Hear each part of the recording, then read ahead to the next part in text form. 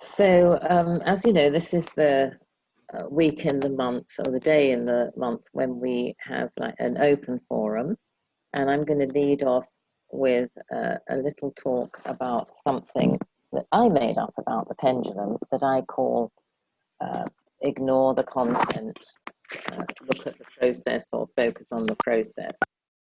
And what that means is when you have an extreme high or a low and those feelings have got you by the throat,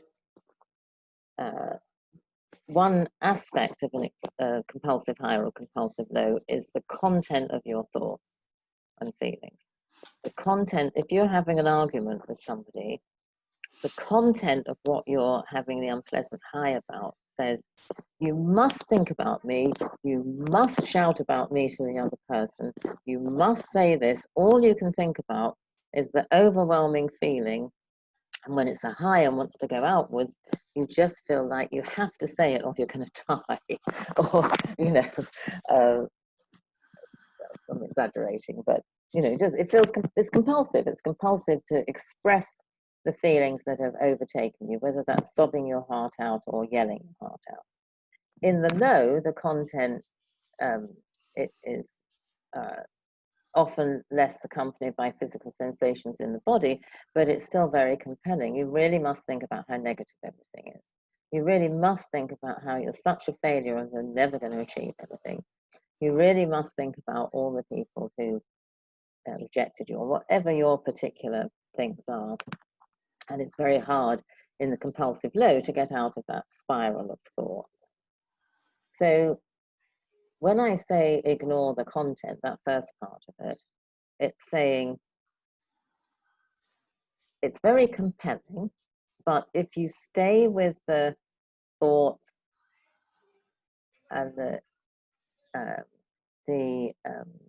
well, if you stay with what the thoughts are telling you to think, do, and say, you can't move out of the swing at all.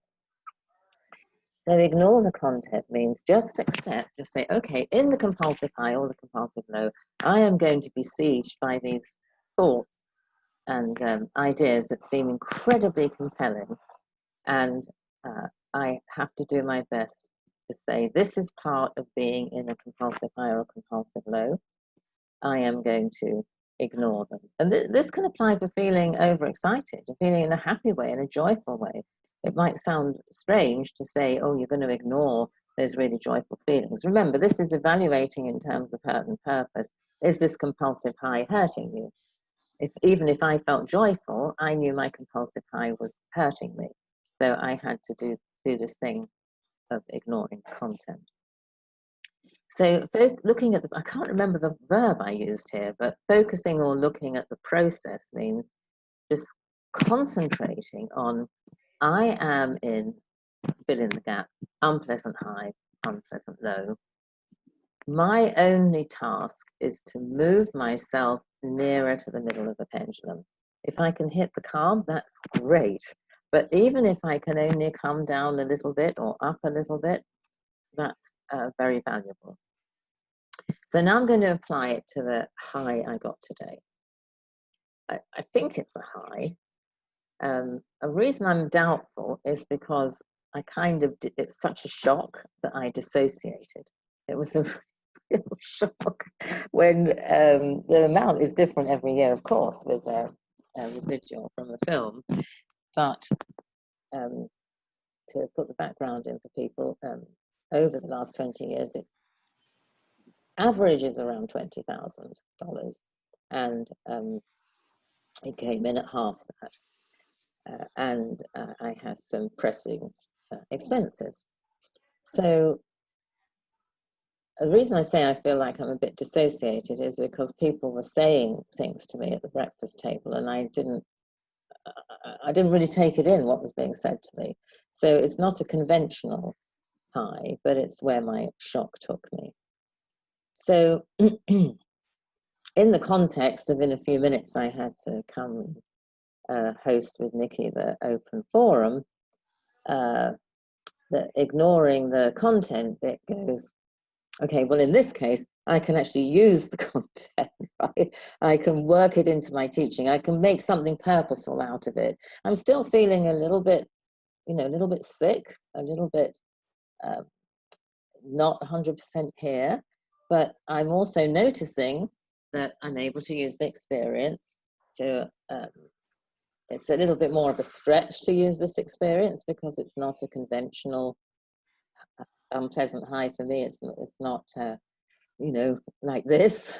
It's a bit calmer in a way, but not very pleasant way. Anyway, I'm just going to go with it being an unpleasant high because the tactics are the same. You see, this is the thing. It's a place to have tactics and strategies. What am I going to do when I'm in, let's stick with a high. What am I going to do when I'm in a compulsive high and I want to get nearer to the calm or nearer to the middle area of the pendulum? So one thing is, well, a really big thing is get feelings of accomplishment. So if I can, use our transparency teaching to feed this uncomfortable personal experience into making contribution to the forum, then that fits my purpose and it gives me a feeling of accomplishment. Another thing is to say, it could be using what am I grateful for or what are the good things around me. I've had a shock about money and how can I cope and things like that. And a way that can feed into an unpleasant high is going into the future, is going into, oh, how am I going to do this? How am I going to do that? How am I going to, to manage that? And instead saying, okay, a really good thing happened yesterday, the thing I shared before the forum started, that somebody's being very generous and patient about something that's in the area of money. And that's a huge relief from anxiety and background concerns. So I'm going to focus on the positive. I'm going to say, oh, this setback is small in relation to this other good thing that's happened. I'm not going to forget the good thing. Let me just think if there's anything else. When it's a more conventional unpleasant high, when there's racing, your heart's racing or your body's agitated, then you want to shout at somebody, but it might not be a really good idea. That's often the place to, I think Elizabeth mentioned this in the last forum. I'm not sure about that, but she'll know. To make a change in where you are, like I think she talked about going for a walk. You take yourself away from the situation, you put the energy that's all racing around in your body with the intense emotions, you put it into something practical and physical, and you change your position, your physical position. So those are the three main things that come to mind. So let's throw that open first to Nicky to see if she wants to add anything about that, and then we can begin with a little bit of looking at that if anyone has questions or anything they want to share about it, and then we can see what other topics come up. That's my... yeah, hi, thank you. Okay. Yeah, process and content. It's funny, for me, I'm always thinking that way around process and content, and I haven't thought about this for a long time because I've sort of brainwashed myself with it quite a number of years ago now. But exactly as you're saying, the process, if you focus on the process, you can get something valuable from out of the experience. So I always turn something to my therapeutic advantage. So then at least I've made good, it's like the bad thing, I've turned it into something worthwhile in a whole different context. Whereas, can you give an example, Nicky? Because that's sounds really useful, but it might be more helpful to the newcomers with an example. Yeah, if I thought of an example, I don't know, because I do it about absolutely everything now.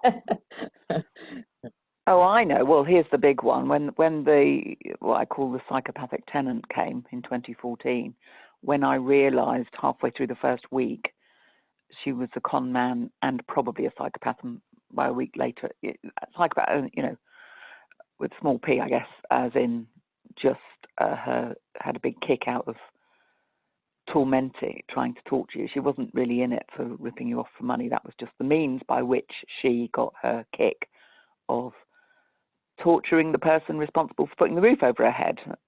She obviously had a parent thing going on there. And I thought I was trapped with her. I'd signed a contract for 6 months and I was trapped and I was stuck. And her mission was to make it hell for me mentally. And I decided I could see, right, she's come to represent something of my, I'm not suddenly remembering we're being recorded here, so something in my development. And I thought, right, I am going to fixate on you as if you are that person, and that, you know, so that I can do the original focus, heal the original damage, basically. And I remember thinking that it's like with militant aggression about her to it overcame the fear at the beginning to go, right, you've come into my life to represent this person and situation. And she didn't know that, obviously, but I've decided that's what you've come in to do. So I am going to mercilessly use you because you're mercilessly using me to act out your shit. You know, so I'm mercilessly going to use you to undo mine using you. And yeah, it was hard work, but it worked. And I have, through that, I have freed myself from some original fear that I had. It was nothing to do with her.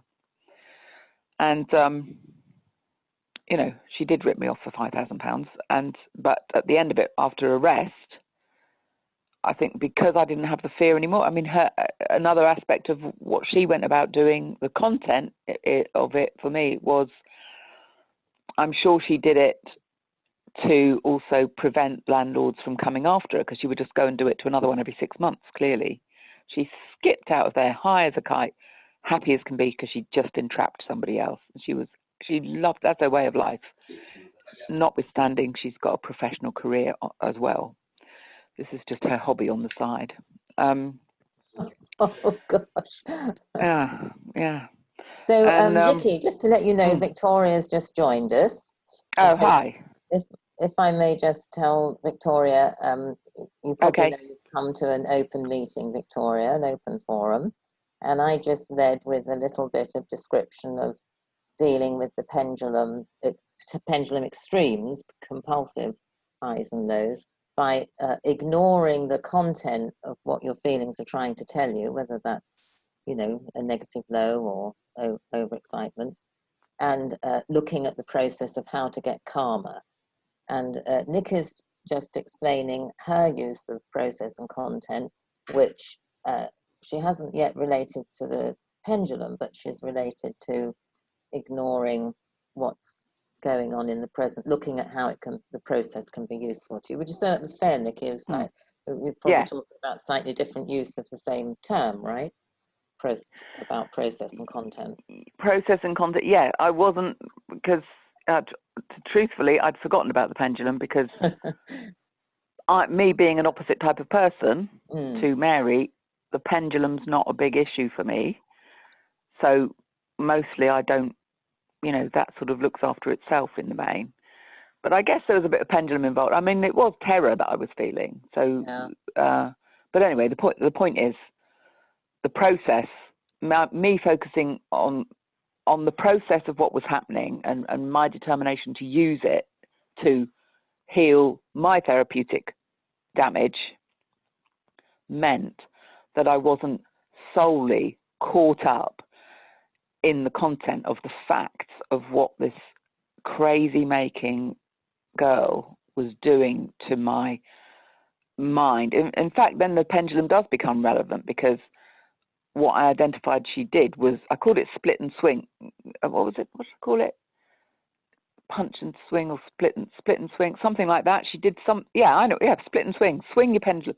It was sort of a knife in the stomach of emotions, of sort of terror, and then she'd split your thinking. And then before you could recover from that, she'd do it again. So your thinking was, she just was instinctive about splitting your ability to think. So if I hadn't been focusing on my objective of my process and not the content, I mean, I had to identify what the heck the content was she was doing. Anyway, it's a bit long-winded because I went for the biggest example that there's been in my life of it, you know. But like I said, I guess that was because it was the biggest challenge for me, because I do this about kind of everything, and that was a massive challenge. But yeah, where I was coming to at the end was she shot out of my flat absolutely thrilled with herself, having wrong-footed me about when she was going to be leaving as well. Totally made me believe she would hang on to the bitter end, and then suddenly left 2 weeks before I thought she would, you know. That was another, because everything was to do the opposite of what you thought she was going to. She'd make you think one thing, and so that she would do a different thing. Anyway, the result of me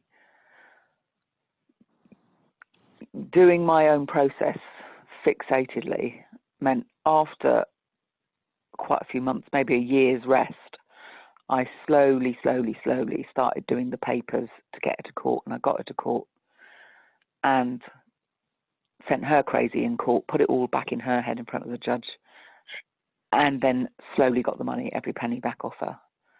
So I guess that's not necessarily what you wanted me to do, Mary, but I'm here to tell you it worked. There's ways it really works in a big way to not just focus on the content. Although, you know, when it comes to content, you've got to focus on the content, haven't you? But I guess it helps to split the two. Sorry, I'll stop now. No, make your last point. I didn't mean to cut in.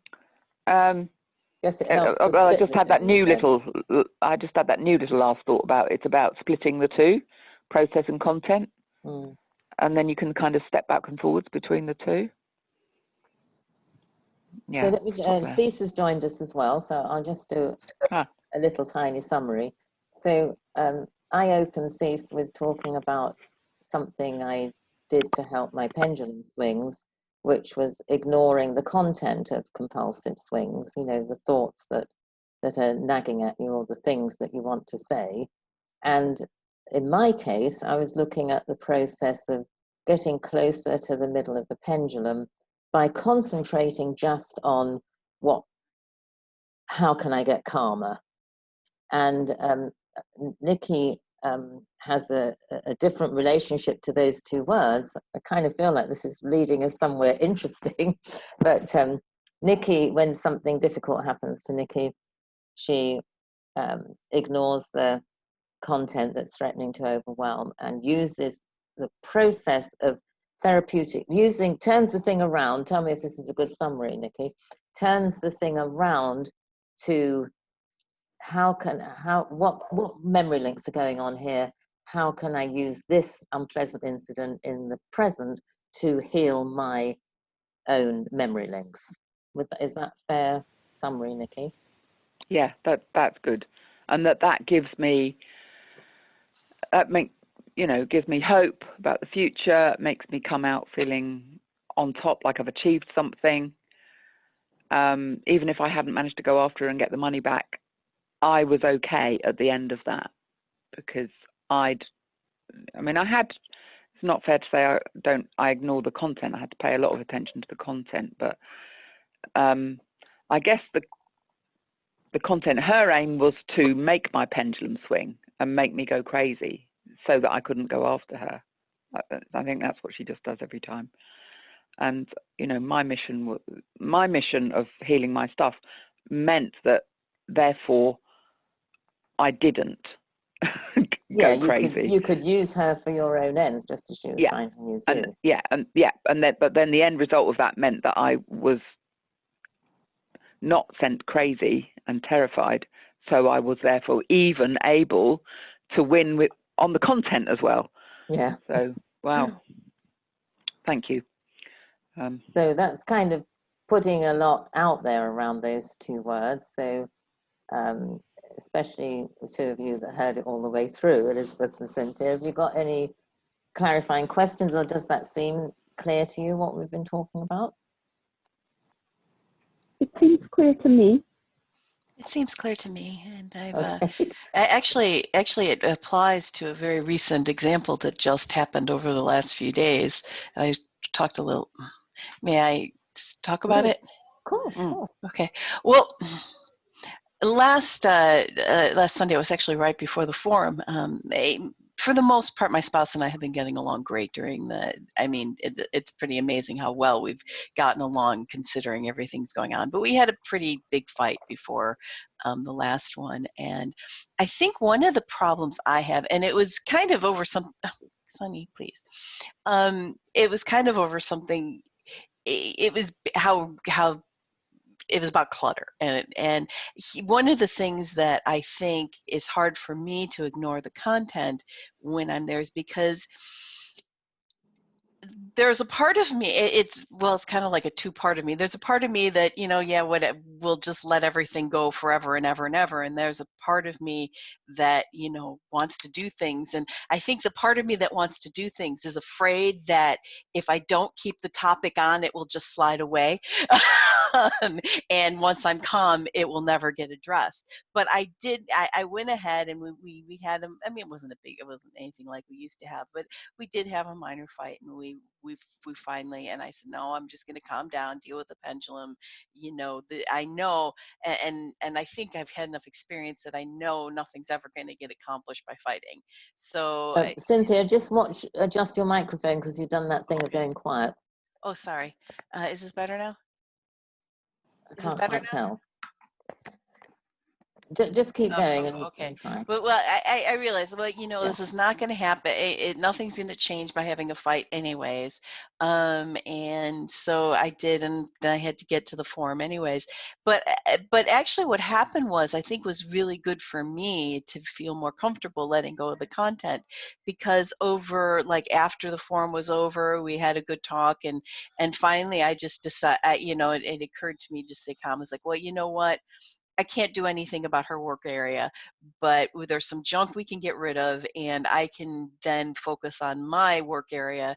And, she talked, well, why, maybe we could get a divider for you, and you can sort of set off a room, and because this is sort of the cat room, the guest room, and I get a little corner from my office.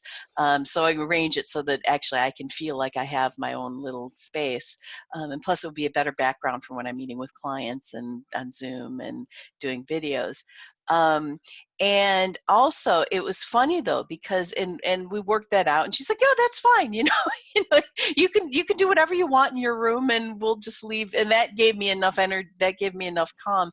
But then today, right beforehand, I saw this little silly skit on YouTube with a couple, and they had like the almost exact fight that, I mean, it was more exaggerated and more, pronounced, but they had the same fight that my spouse and I had a few days ago. And she said something, and the wife wanted to organize, and the husband wasn't into it. And she said something that really touched on what's actually going on. And I was like, oh, that makes sense. She says, there's so much I can't control. I at least want to be able to control this. She wanted, and it was good and my spouse heard that too. And she's like, oh yeah, I understand. Fine, go organize your stuff away. Organize your underwear drawer. I understand now. And I think that helped me, having all this having happened, by ignoring the content, and help ease some of my fears about, or that if it's important, it's going to get worked out, and it can get worked out in the calm. It doesn't, I don't have to hold on to the high for something to actually get fixed and solved and worked through. So that was my. Yeah, thanks. It's if you want to come in with something else on this idea of paying attention to the process, I guess that kind of summarizes the two different angles Nicky and I came from. Please do. Or if you want to bring up something different, that's fine, because this is a very open forum. Yeah, go ahead, darling. Well, first of all, I'd like to preface this that I'm in the Unpleasant High Over Money Club this morning.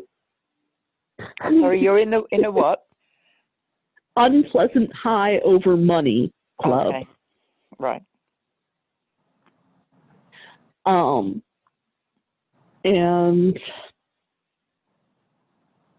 I'm getting a lot better lately at ignoring the content when in an unpleasant high for certain things. Things related to my daughter, I'm getting much better at ignoring the content because, partially, I think because the stakes for getting that wrong are so high. You know, if the impact of me going off and getting into a shouting match with a child is frankly much more severe than it is with an adult. And so I think I'm really making progress there. Yesterday, my daughter's teacher in a Zoom meeting said something that was sort of shockingly thoughtless. And my daughter came to me in tears over it. And, well, like almost any mother, I was ready to go on the warpath. But there was a delay between me hearing about it and me being able to talk to the teacher. And I knew that I had to be at my most effective, and that's in the calm, right?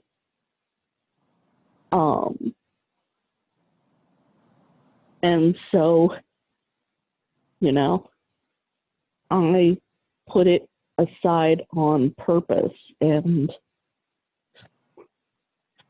I played with all my might until I could talk to this teacher. And she was the one who called me.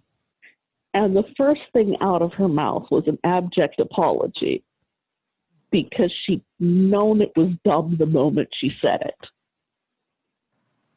And because I was in the place of the calm, I was able to deal with her as a human being who had made a mistake and not, you know, sort of this cardboard cutout enemy that I just sort of wanted to run through. And the result was she got a second chance to apologize to my daughter in a way where my daughter could hear that it was genuine. And she got a chance to express what she learned from the situation that she was going to do differently. The teacher, I mean. And, you know, the relationship between teacher and student and between teacher and parent was much better served by me being calm than by me being on the warpath. Although, you know, had I needed to go back on the warpath, I could have done it, but it just wasn't necessary. And in a compulsive high, I can't hear. My perception is deeply warped at either end of the pendulum at the extremes. And I really needed to hear and see what was actually going on to be a good parent. Now, money just sits there and I can yell at it all I like. So I'm having a much harder time this morning ignoring the content of a money situation that isn't even objectively bad. Like, I am facing no consequences aside from minor inconvenience, And because it's money, I'm still going through a loop. And I have to deal with it promptly, but I also have to not be freaking out. And that's going to be hard. And that's where I'm at.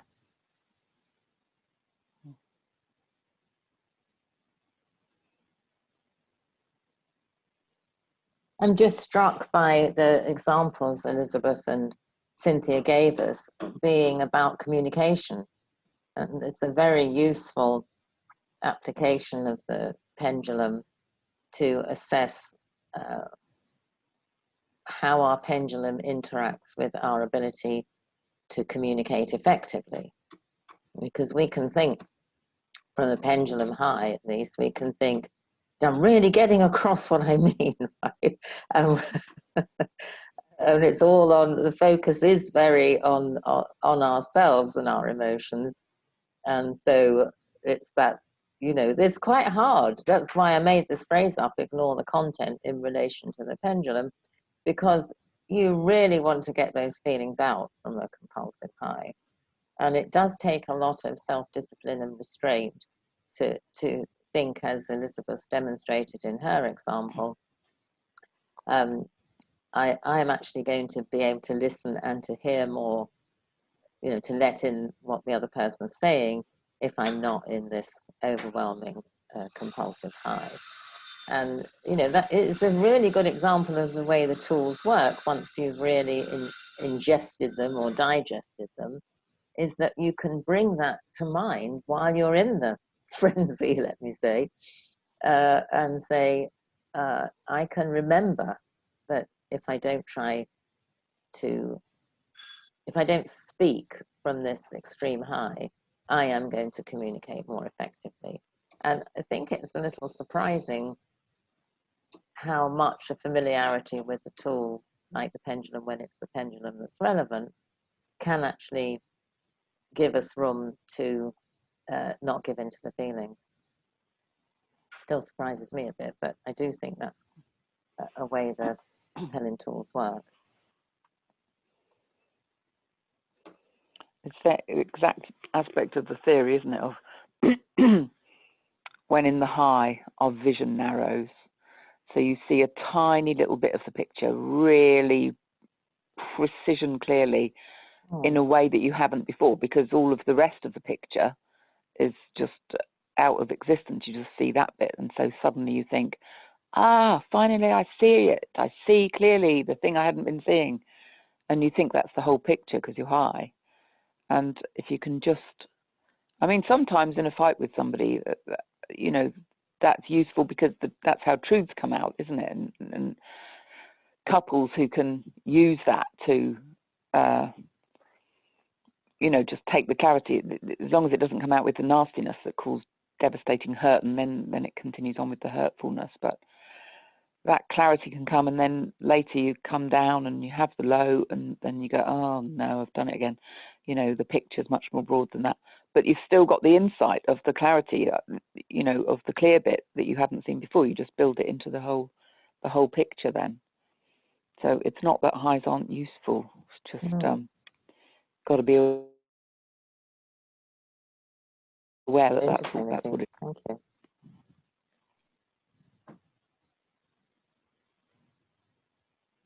I always sorry, go ahead, Elizabeth.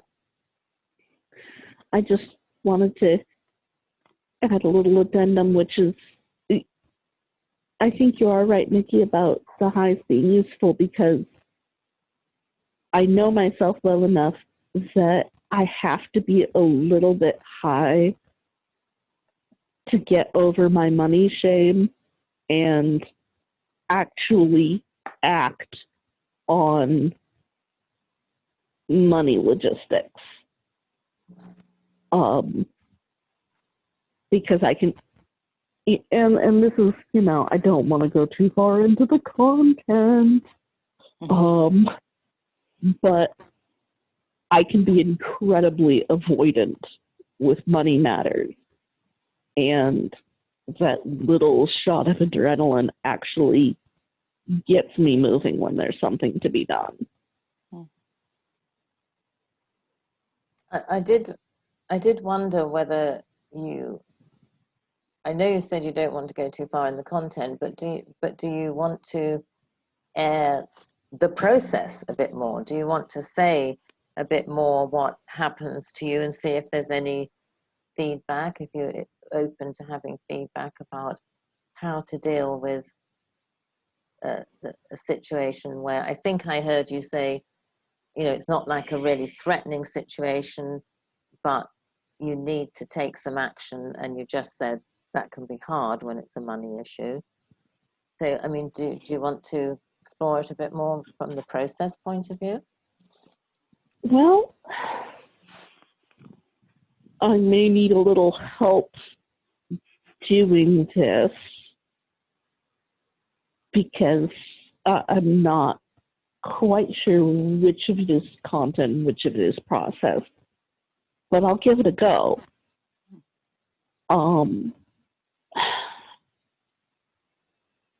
So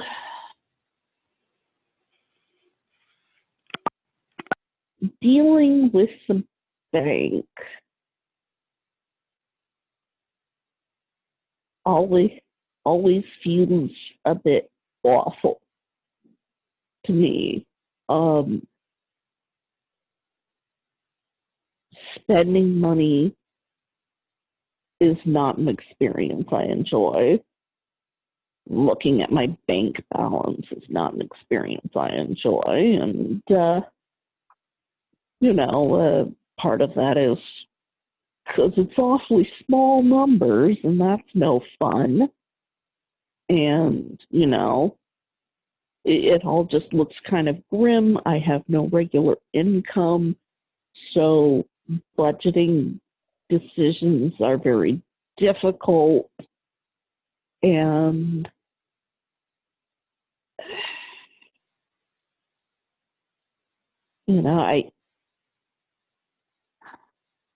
I don't quite know how to express this, but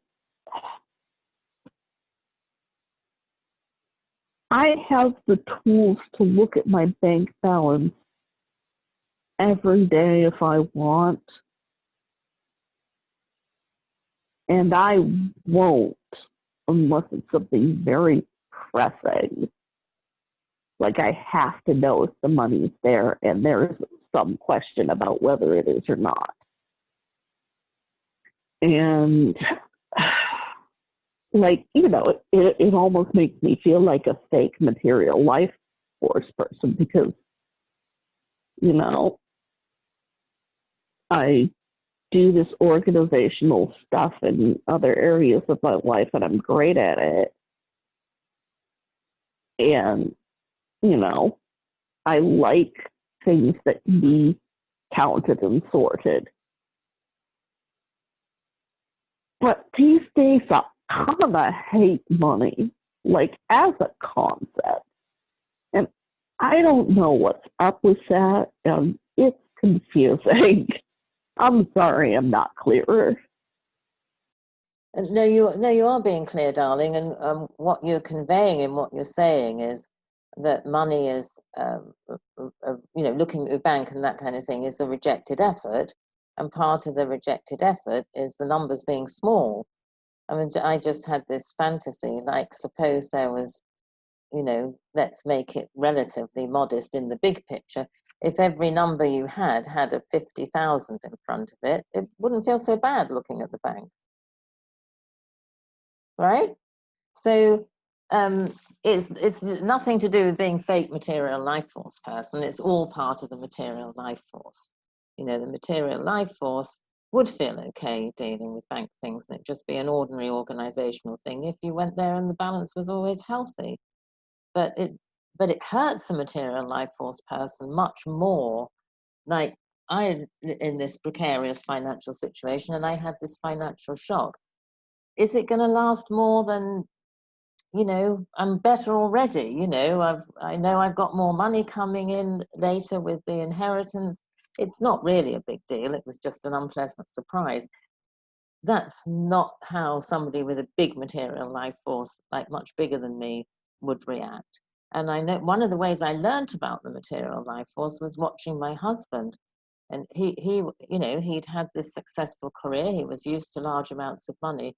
And if he only had 50,000 in the bank, that's probably why that figure came up, he was a wreck.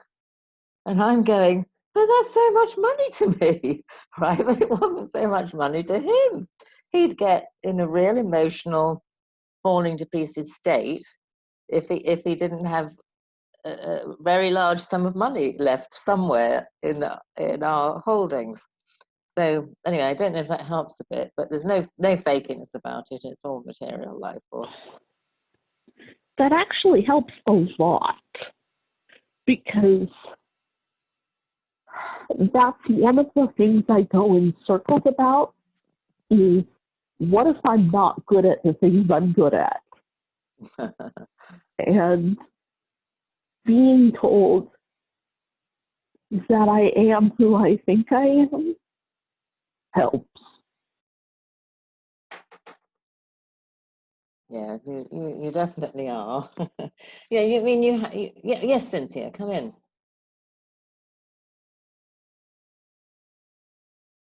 Whoops, I hit the wrong button. I hit the video off rather than the unmute.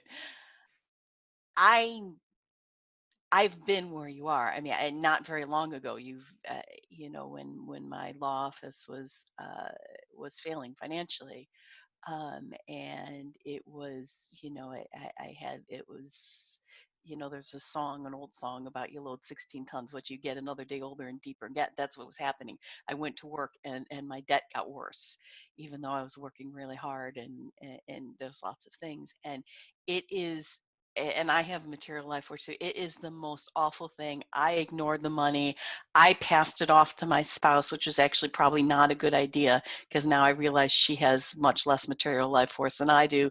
But you know, it just I know what I understand that, and I like the sort of gimmick of imagining that there's 50,000 there and just using that as a gimmick, you know, to get you through it, even though but yeah, it's hard. And I think that I guess that's all I wanted to say is, you know, I mean, I did get through it, and now we're actually on somewhat, I mean, we're not doing great, but we're in a much better financial situation. But I mean, I only got through it actually with Mary's help, you know, just telling me, you know, okay, just do one thing towards it. Just spend 5 minutes doing it. Tell me what you did. And that's all I did, you know, and finally I did get through, and I'm on the other side of it. But it's, you know, it is a struggle, and I don't know if that helps any, but I thought I'd say that. It does. It really does. So one thing we could do, Elizabeth, if you wanted to. Oh, here's Victoria trying to come back to her internet connection, I'm sure. So Victoria, we're just exploring a difficult situation Elizabeth had. And I was about to ask you, Elizabeth, if you'd like to look at you might not want to do this publicly, and we can do it privately if you don't. But I wondered if you wanted to look at what is the action you need to take that might be, that you might make into a rejected effort. What is the little thing you're supposed to do? This is genuine, just feel free. Say no if you don't want to do it here, but that's what came to mind. Like whether it's here or privately, we could look at the rejected effort. I'm fine. Yeah. Yeah, it's just because the balance in one account is low, positive but low, and because of the way my finances are set up, I have to go to two separate banks today and transfer a little bit of money, and it'll be fine, but I don't wanna. Oh, okay. Well, maybe the sympathy here will help you get the oomph to carry that out. Mm-hmm. I think I'm going to have to think of a reward for myself when I've done it too. Exactly. Yeah. What about one of those nice? Well, of course, it's not so easy now in COVID. But what popped in my mind was going to one of the coffee bars for a little treat. But that's a bit harder nowadays. Well, it's not so hard that I couldn't do it. Yeah, I could. It's worth the $3.50. I think I will. Okay. Nice to have you back, Victoria. Yes, please come in. Oh, I'm really sorry I kept coming and going. It's because it's like, usually it was my protected time on Wednesdays and Sundays, but now there's no more usual even in family lives. So I will have to disappear again. I'm sorry I missed Elizabeth's story. From what I got in the end of the story, I went to this wonderful first part of the training, which wonderfully sort of added to the Peter's tools. And what I'm learning now, and try to look at every situation or everything that's happening in my life in terms of why is it I'm doing it this particular way. Do you hold the microphone a bit closer like you were before? Is it better like this? Much better. Okay. Sorry, I just, the flute is not disturbing you? There's my husband playing flute. Anyway, so that in every situation there is like, there's something we win and the price we're paying for it. And now when I start looking at many situations where I suddenly thought I was so helpless and I didn't know and I didn't want, I keep asking myself, what is it I'm winning by not doing it? What is it for me that actually, yeah, there must be a reason why it's a rejected action. There must be a reason why. And first, when I just heard it, and during my training was for 5 days nonstop, just practicing it, I thought, well, that's enough. I'd better go to my Buddhist thing. So it means when the narrative comes and the story comes, just look at it. It's passing by like the weather, and you just look and stay. But finally, it comes to the same. When emotion comes or something, ask yourself, what is it that it wants to tell you? Why is it? What is it you're winning by not transferring the money or by not doing something? And also the price that you pay for it. And if you don't transfer, what's going to happen? And it's so simple. And I'm just playing with it like a child for a week since I've learned it. And I just wanted to share it here because it's about rejected and accepted action. It just gives it this little twist that immediately, because it's easier to ask yourself, what is it I'm going to win? And then just be extremely honest. And then to say, yeah, go ahead. Well, I just had a little question. So, because when you say what you're going to win, it's like, what do you gain out of staying in the rejected effort? It's the gain, exactly. The gain. Sorry, I was looking to, I just did the direct translation, but it's actually the gain. And then the price you have to pay if you don't do it. So, and they're both like, just putting your microphone. Yeah. Oh my God, just so many things. 3D, and it's quite late. And and it's really very helpful. That's why I would like to share it with you, Elizabeth. So maybe if you just ask yourself, what do I gain? What does it give me? Not to. And very simple, works on me extremely well last week. I'm just discovering amazing things about myself and about the rejected actions. Why do I procrastinate? Why? I would like to make a room, an office for myself now when the children left. Why is it I'm not doing it? Because then I start looking through the pictures, through the photos. Oh, it's so nice. It takes me 4 hours, and then I have a client, and then and then it takes me another 4 hours to go through the books. And it's been like days and days I'm not doing it. And it's actually because I do not want to work in this room. Wow. That particular room. That's when I ask myself, what are you gaining? Why is it you're doing it? What does it give you? And it's, and then again, what's the price? The price is that otherwise my things are spread all over the place because my only room is the kitchen. And so then it's the price. So then I just look at it and I decide, okay, as long as I'm going to go for the gain, and yeah, I wouldn't want to pay the price. That's why I'll stay. At least I understand, can make a Are you, conscious does choice. that mean you ended up thinking that you didn't really want to be in that room, so you're not going to create that space? No, I ended up thinking that the price is too high, and I ended up inviting my friend who is coming tomorrow, and we're going to do it together. Because I will not, I cannot, you know, when you just go through the pictures of the children when they were little, of the different periods of it, I just go immediately into all those memory links and everything, and I just don't do it. And then in the evening, and then I do in the middle of the day some other things that have to be done. And then it leaves me with the feeling, why did I do it? And now I just say, okay, the gain was also that I needed this time to go through it. I needed to understand. I did not want to have this room for some reason. And actually, I need to ask someone for help. Because the price to pay for it is higher than the gain, basically. That's maybe there's another gain, Victoria, of, you know, the children have left home and you just needed time to sit and process all the period of being a mother and the letting go. Oh, I'm happy to let them go. It's just, you know, really, and I'm happy to have all these rooms. In a way, it's not that that's the period of, because I think when you let them go, it's also you realize they can live in the world without you. And this is good. It feels good. So when I do the gain and the price for this, I'm happy they gone.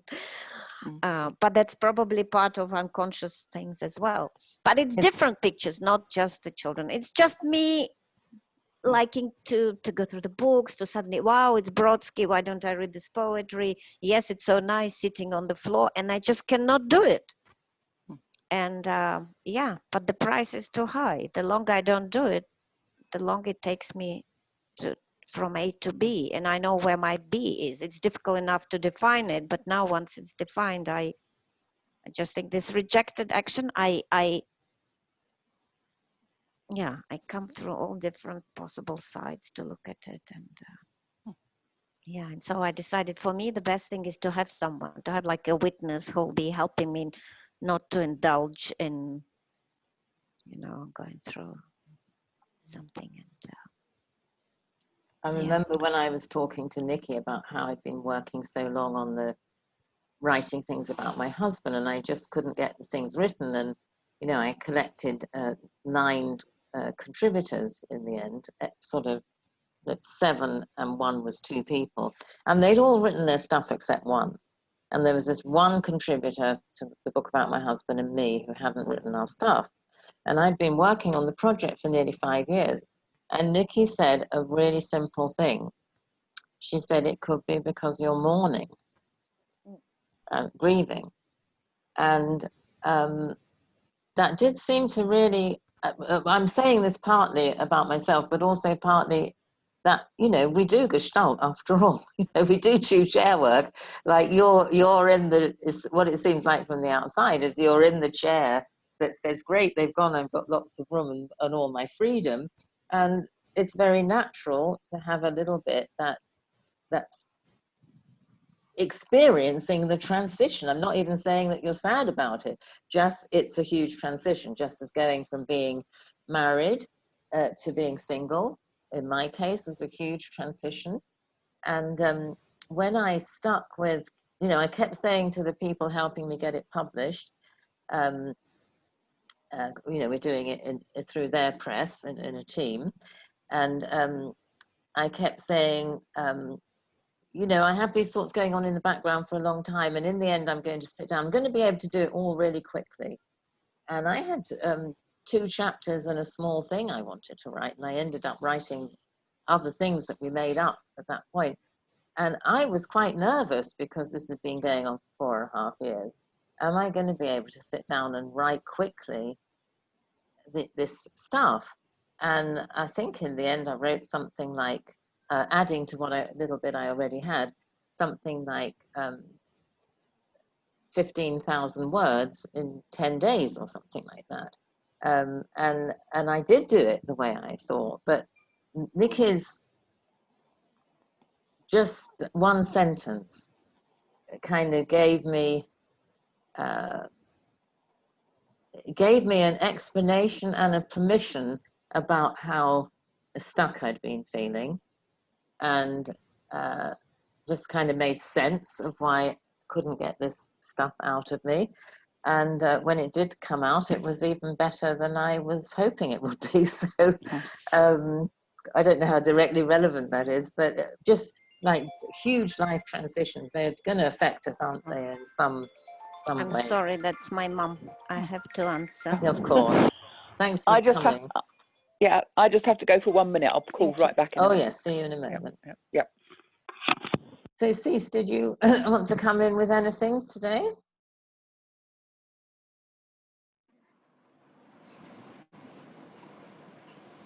Are you feeling better, by the way? I'm feeling a little better. I'm not 100%, but it's a beautiful day. So I'm sitting out back with my dog, and we've got this little trellis here. But I'm just thinking, I'm a really bad hoarder. The room that I usually sit in is just, every wall is covered with books, a lot of books. And just a lot of papers that I've written. It's just, and my husband is the opposite. He's very concise and puts things in place, and I'm not that way at all. So he comes in and just thinks I should just throw things out, and I can't do that either.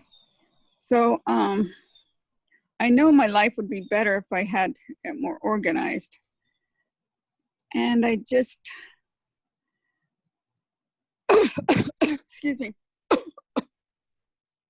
I will periodically throw things away, give it away.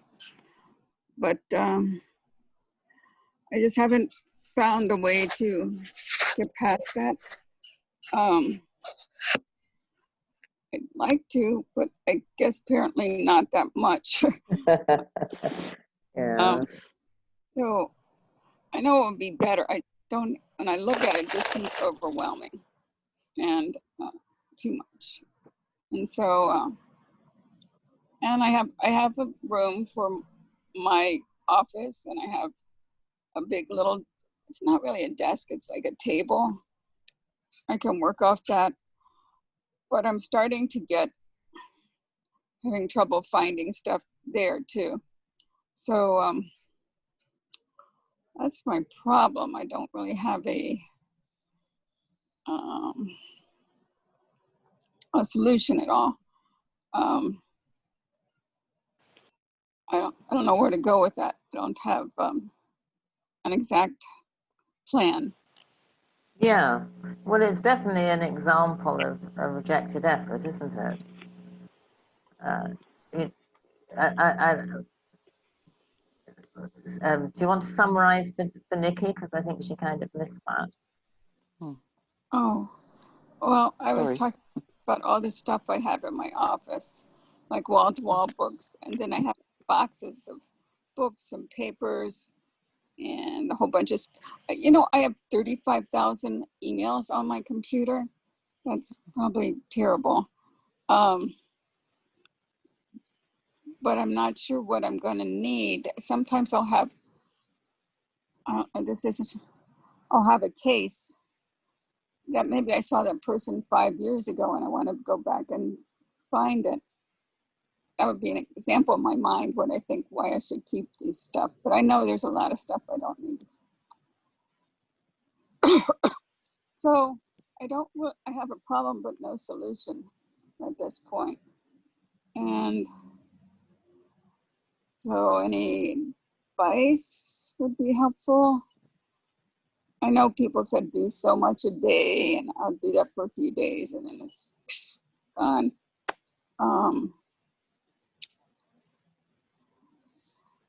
It feels a bit when you're talking as though part of it is, and this may just be projection, because I don't like the absolute chaos I had before I did the work with a declutterer. But I like my books. I will only work with a declutterer who is tolerant of the fact. It took me a long time to find the right person who's tolerant of the fact I I want to keep books even if I know I'm never going to read them. I just love books as books, like as if they were paintings or something. Mhm. Yeah. And I don't mind if I'm the one really in control of deciding what to throw away when someone's there helping me, but I don't appreciate any pushing kind of thing. So I did get a bit of a feeling when you were talking, that might be projection, that you liked a lot of what other person, in this case your husband, sees as unnecessary and as clutter. Do you think that's true? Do you think that fits? What he's saying? No, that you like, I got this feeling of you quite liking the stuff that you feel you ought to do something about. Yeah. And he's the complete opposite. You just toss it, and I'm not that way. I don't know where to go with this. That's it's okay. It's not like the biggest problem in my life, but it'd be nice if it was more organized. I have a question. Does the clutter really bother you, or is it just bothering your husband and he's making you feel guilty? I guess it doesn't really bother me that much. Yeah. I mean, that's the issue that my spouse, I mean, me, if I have clutter around me, I can't think. And I went through the whole KonMari method, and I could only go so far because my spouse won't do it. But, and she did do some, and I should say she actually did quite a bit.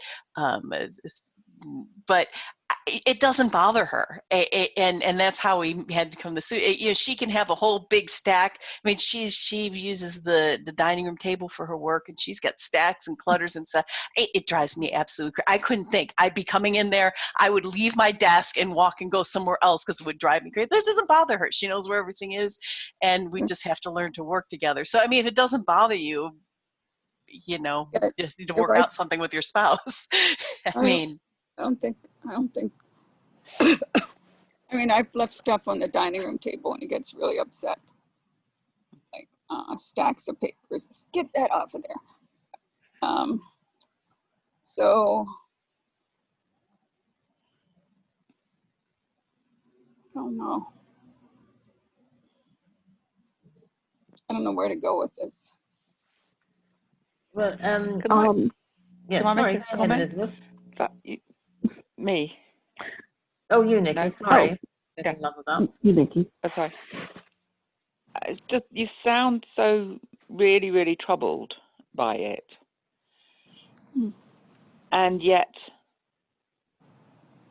is it such a big problem, actually? I'm not sure. Yeah, that's a good question. I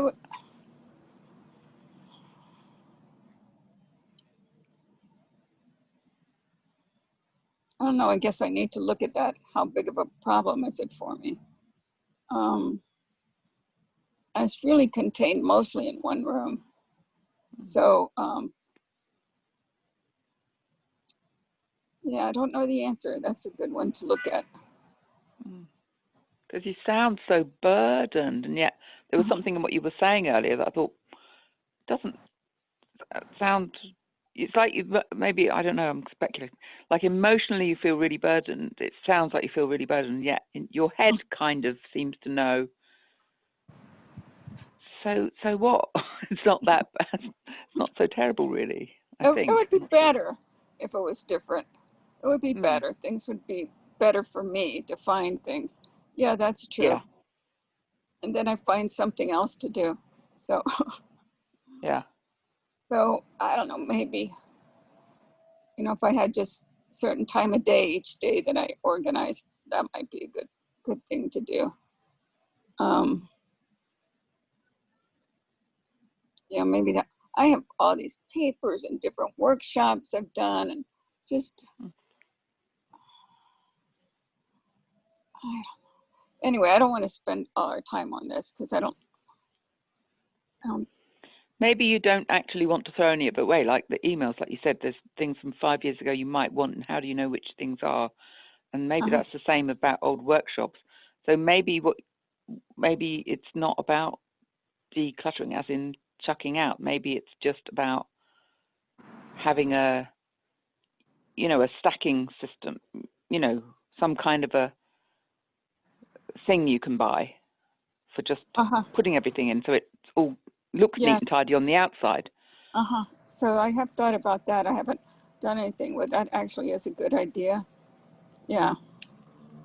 A way to stack them or organize them. So there's nothing on the dining room table. It's all in the same mess in a filing cabinet, but it's your business then, isn't it? Loud car going by. I missed what you said. Sorry?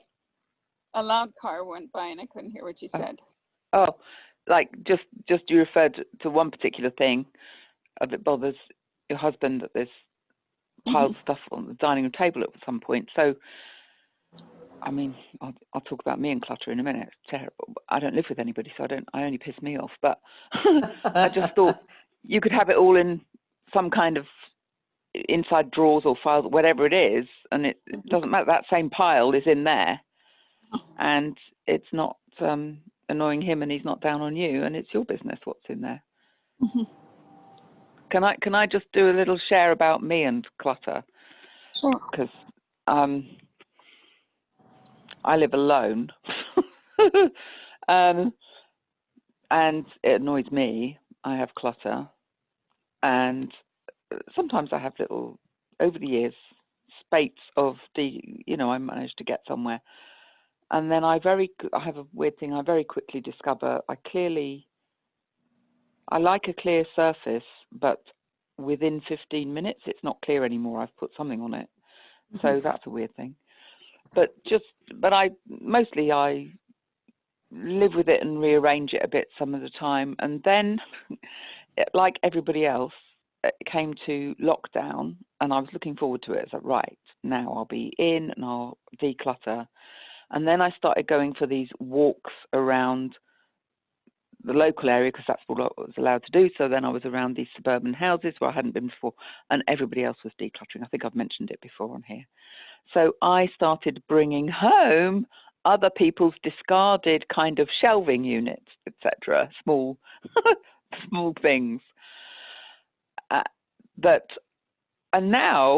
Now something really strange has happened. I've kind of got a pile of this stuff, and while I was away last week, that helped to be somewhere else. Somehow I thought, because I've always got this idea, the books, I like get more books now and then, and I suddenly had a brand new idea of, I don't think I want the books anymore. So kind of no wonder I'm not finding a way to filter this shelving opportunity in to make more space or logical space for books, because actually I think what I want to do is get rid of some of the books.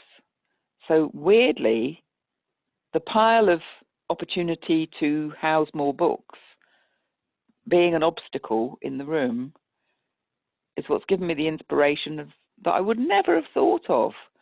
My brain's never gone in that direction before. Get rid of some books. So anyway, I don't know where I go with it now. Hopefully I get rid of the shelving and some books. Just part of the problem, about a year ago, my office, they had, I don't know if I've ever said this before, they had some kind of a sinkhole. This is Florida. And one of the walls fell in. And so we had to pretty much get out of the office, and they were going to be fixing it up and giving us a really low rent. Well, that part didn't happen. The office was so tiny, it wasn't going to work for me anymore. So I had to have everything at home. And so now, before I'd had a room about 15 by 20 for my office, and now I have a little, I don't know, 10 by 12. And it was kind of a shock to me to have, and I had a big storage area. It was great, but now that's all gone. And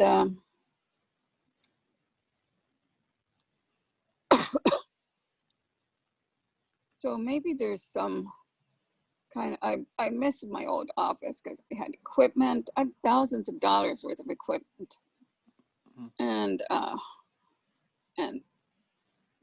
paper evaluations and all kinds of stuff. And now I don't have that anymore, and it's very confusing. So maybe I have to think outside of what I was thinking about, maybe renting some space or something somewhere that I can just keep some of this stuff. But so kind of thinking outside the box of what I was thinking about. I was kind of making myself feel bad, and maybe it's more circumstances. So I need to think about that too, that this happened. It wasn't. Maybe, maybe the chaotic, unexpected, shocking loss of things and having to grab things from here to here, and then they're all shoved in there. No wonder it's a mess.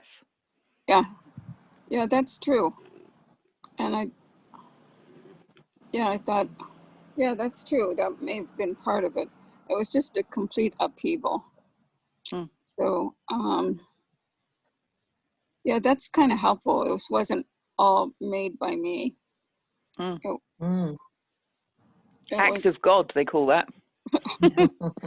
Well, and with the I mean, that's one of the issues that I've been dealing with here is that because of, it used to be that my spouse would go home. I mean, she would go to work every day and I could take care of things, but now her office, and we expect it to be a couple months, but now who knows how long this is going to be, that because they're not going to open until it, and now what was a temporary solution, it has now, it's like we need to come up with something, and eventually we just worked it out where I was just going to rearrange my spot and hide but it's hard.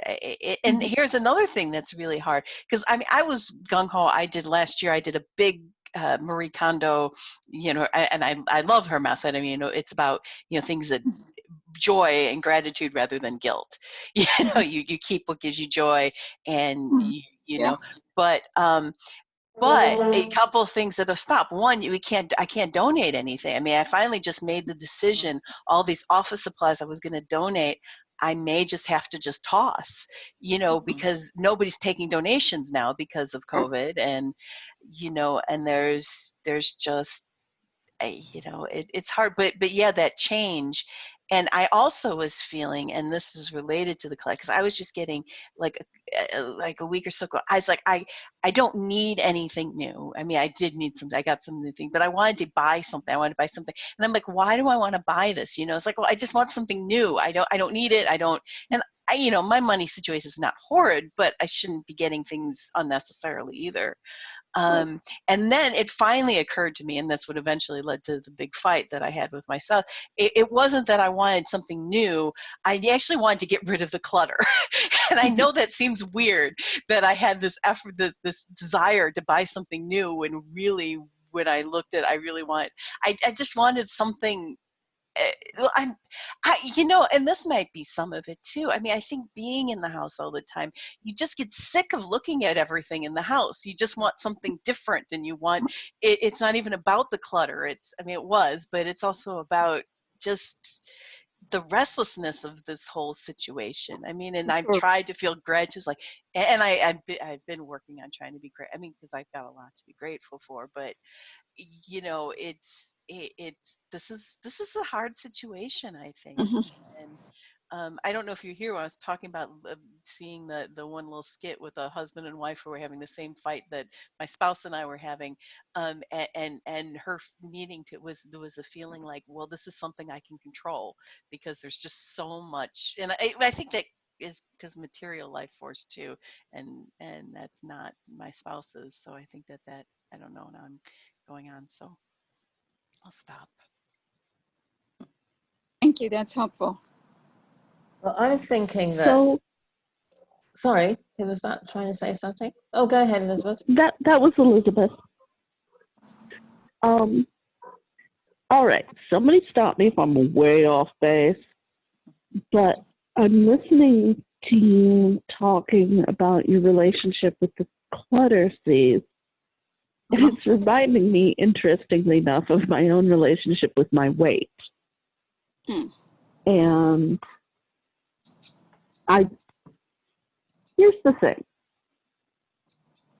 When I heard you say, well, it would be better if it were organized, that hit me here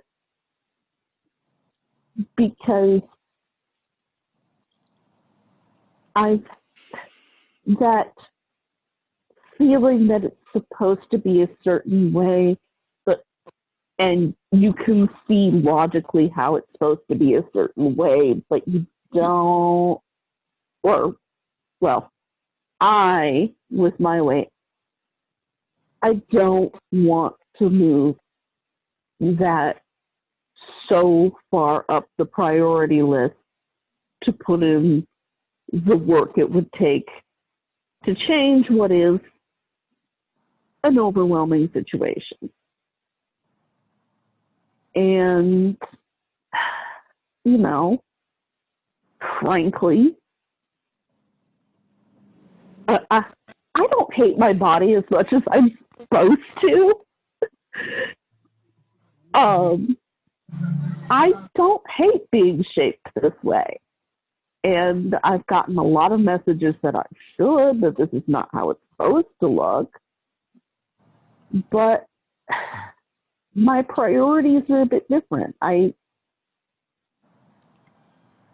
have a couple of core standards for how I look and function that do matter to me greatly, you know. I need to be eating regularly so I'm not in a weird binge restrict cycle. I need to be moving regularly so I retain the ability to move. I don't need to take on someone else's idea of what would be ideal for me in this area of my life, because there are other things that matter a lot more. So I have to be crystal clear what is the least action to greatest benefit regarding my body and my health. Am I making any sense at all? Well, actually, that's a wonderful lead-in to what I was about to say, and stop so you could talk. Because I was going to say, I think there's some cultural and social memory links going on here. I was going to raise the exact same issue. I was going to say, I think it's something to do, this pressure to be a certain way around the organization of our home space and the weight of our body, the pressure around decluttering and dieting, feels quite a Western preoccupation to me. It feels a bit Christianized, like, you know, a guilt and sin cycle. And so I really like what you just said, and it's the sort of way where I was coming from talking to Cease. It's like finding our own, I'm less sure about this bit, I was definitely thinking that thought, but before I finish, it's like finding what Elizabeth was saying, like finding a way to define what's important in our lives for ourselves. And letting, if we're content with things that people out there don't like, it's very difficult to disentangle those two things sometimes when there's such a lot of societal pressures. Then it's like our relationship to our health is important to consider in that. That's not to do with societal pressures around aesthetics. And our relationship with the people who live in the same space as us, or with ourselves if we're on our own, is important to consider. But the whole weight of it's like you have to take off the weight of the shoulds that Elizabeth was mentioning before you can even try and find out what you how you genuinely assess your own relationship to your weight and your looks or your surroundings. It's quite difficult. So anyway, that was my thought. If anyone wants to respond. Yeah, I just want to say thank you. That's a new thought to me about cultural. It's cultural. We obsess about clutter, and that's right. That it's everyone thinks of it as their own personal. It is about eating things. It's not about, but similar. Everyone's got it as their own personal. Everyone, their own personal issue. Which way? But actually, it's a cultural concept. Thanks.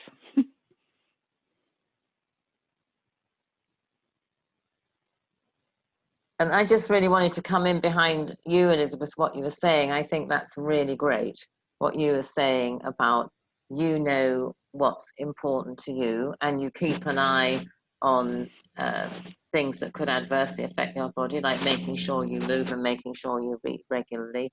And I really commend you for that, because I think having that strength of character when it's uncomfortable, when you're aware if other people look at you negatively, or in the case of clutter, judge you negatively, it's not a comfortable place to be.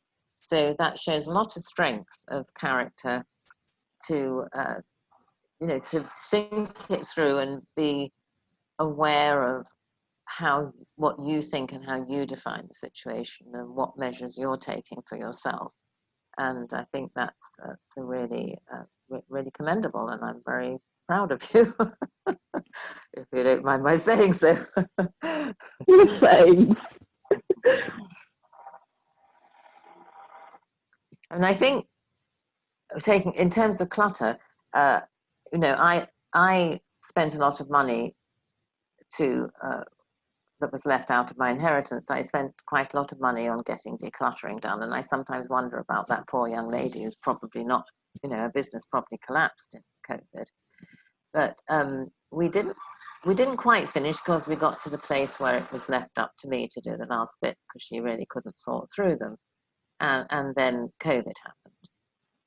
So now I have tenants who are very neat and tidy, and I'm quite sure if I had a video call that my living room that I gave them the use of, for sure, when I wasn't living there, looks a whole heap different than it did when I was last there, because they're just naturally tidy. Now, I'm in a very small house here, and I'm living in somebody else's living room, and I'm uncomfortably aware that there's like two people who just make mess within a few minutes if it's all clear, and that's me and the other lady here. And then there's one person who's incredibly tidy, and I'm sure it's uncomfortable for her, even though she didn't used to use this upstairs room, that there's mess here that I make. So I do think that's a very valid consideration. That's not to do with the societal pressure. I just am someone that spreads around. I don't think I'm going to be able to change that. But I do care about how I affect the people around me. So I have to watch this, because it's a bit of a rejected effort, but I didn't properly unpack when I collected things from Topanga, because I really had to focus on the book.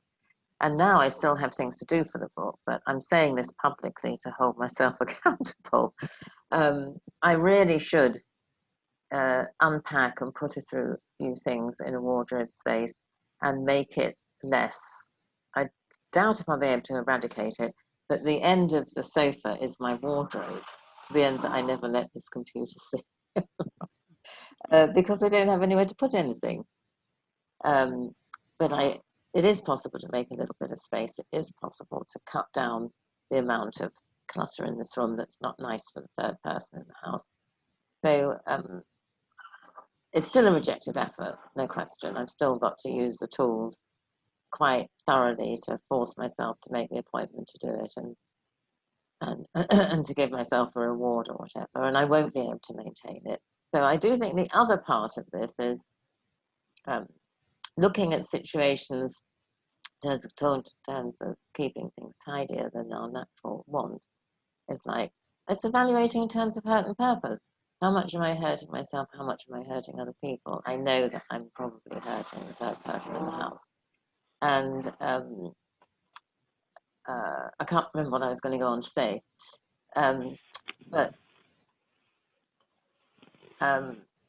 I think I'm talking about being able to like and accept ourselves. You know, I sometimes say I'm going to go on working of being tidy until I die. It's an expression of how unnatural it is to me, even though I like it when it's tidy. It's very, very, very difficult for me. It's one of my biggest challenges.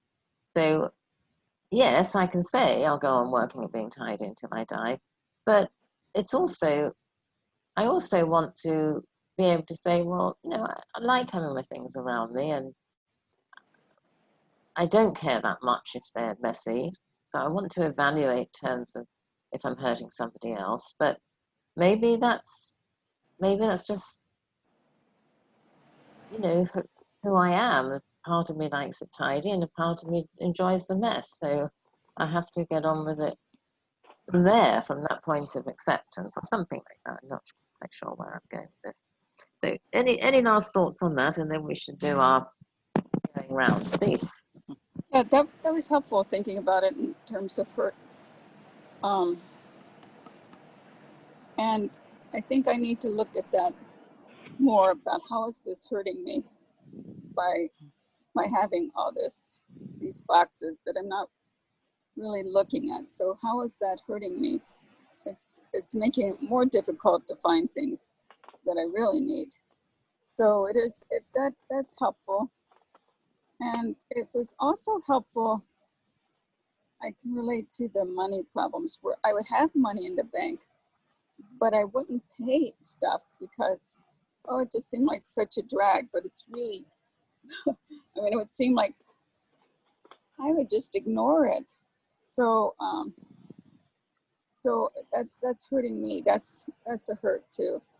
And I have to relate to the health stuff too. I just realized I was hurting myself, but not, I wasn't doing any exercise except maybe walking the dog sometime. So I had to really look at that hard. How was I hurting myself by ignoring that? And so I have done some, I got a trainer at the gym, and I can see now how badly in shape I was. I still have a long way to go, but I don't think I really don't assess things about what's the hurt to me if I don't do these things. I kind of say, okay. it's not a good strategy for a lot of life. Yeah. So and I felt much better until I got sick this time, but I felt much better having more ability to not fall and things like that. So I think that's a really helpful to think about how is this decision affecting my care of myself? What is it hurting for me to ignore it? Thank you for that idea, looking at that. Okay, let's do our closing thing, and if anybody wants to add anything about the discussion, of course, that's fine. So I'm Mary, I'm in Rosarito Beach, and I'd just like to add to what C said, just let's forget the bit about those cultural referrals that are a bit shaking fingers at ourselves that we've absorbed.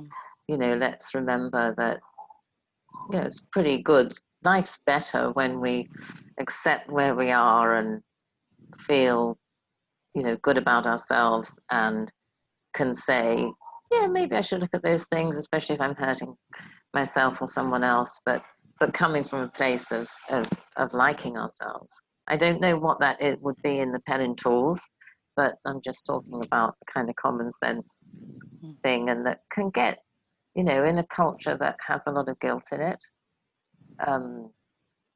inciting guilt, we can forget that, I think. So, Nicky, would you like to go next? Yeah, thank you, everybody. So I'm Nicky. I'm in Wimbledon, where it's now raining very heavily and is dark as well. You didn't want to add anything, just keep going No, around. no, I've got, Yes, no, sure. no. Cease. Okay, I'm Cease. I'm in Tampa, Florida, where I'm sorry, but it's the opposite of what you Wow. It's like 75 degrees. It's a pretty day. There's a nice breeze. Wow. But this is the first time in a long time.